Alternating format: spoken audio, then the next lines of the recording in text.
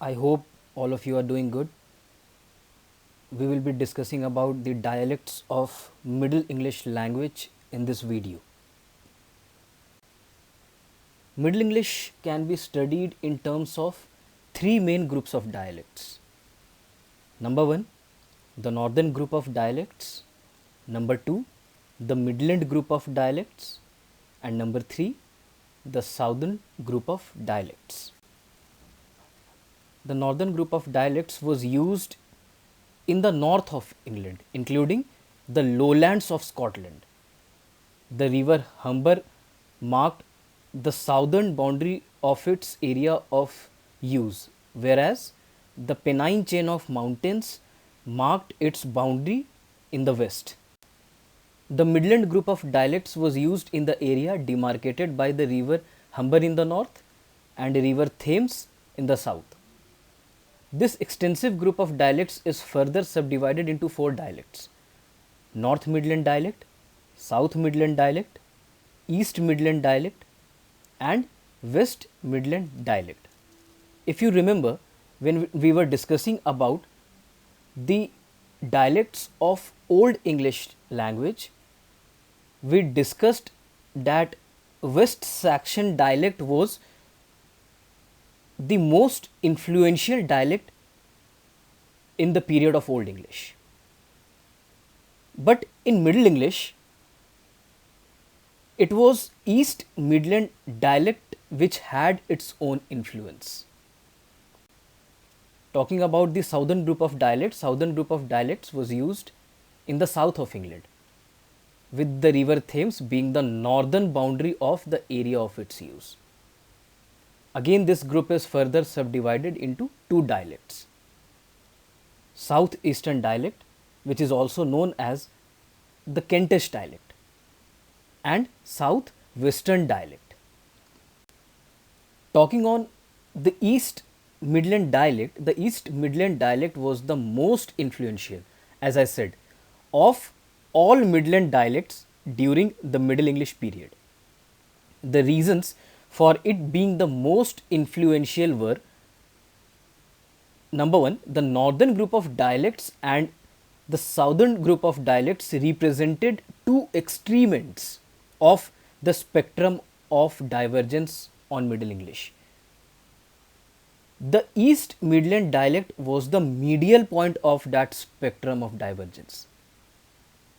The northern group of dialects and southern group represented the two extreme ends. Even if you look at it geographically, you will find that they are at the two extreme ends.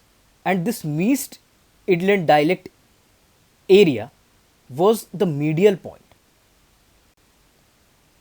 The Midland area was considerably larger and more prosperous than any other dialect area of England.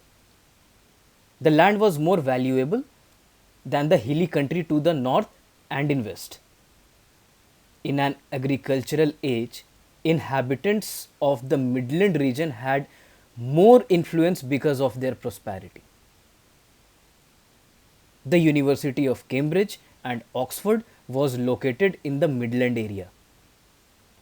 However, these two universities were not that well known during the Middle Ages, but they had started playing an important role in determining the intellectual climate of the country.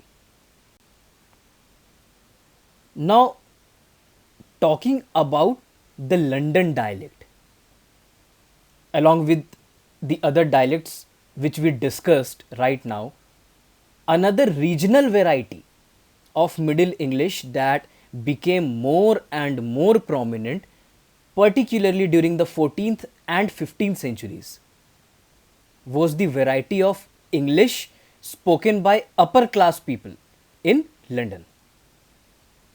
This variety of English was not very different from East Midland dialect. The London dialect was a slightly modified version of the East Midland dialect. The three important factors which gave the London dialect a high degree of acceptability all over England were: number one, As London was the center of the political, economic, commercial, judicial, and cultural network of the country, people in different dialect areas of England had to communicate with the speakers of this dialect. Chaucer, perhaps the greatest English poet before Shakespeare, was a Londoner. He was born in London and he spent most of his time in London. Although he used a large number of French words in his writings, but his writings are all in the London dialect. When Caxton started the first printing press in London in 1476, he wanted the books to be printed by him to conform to the norms of the London dialect. By printing books in this dialect, he gave this dialect a certain degree of fixity and also the stability and also a kind of respectability that the other dialects of England lacked. And because of these advantages, the London dialect was towards the end of Middle English period recognized all over England as the most efficient and the most widely intelligible of all dialects of Middle English. With this, we come to the end of this video. Thank you.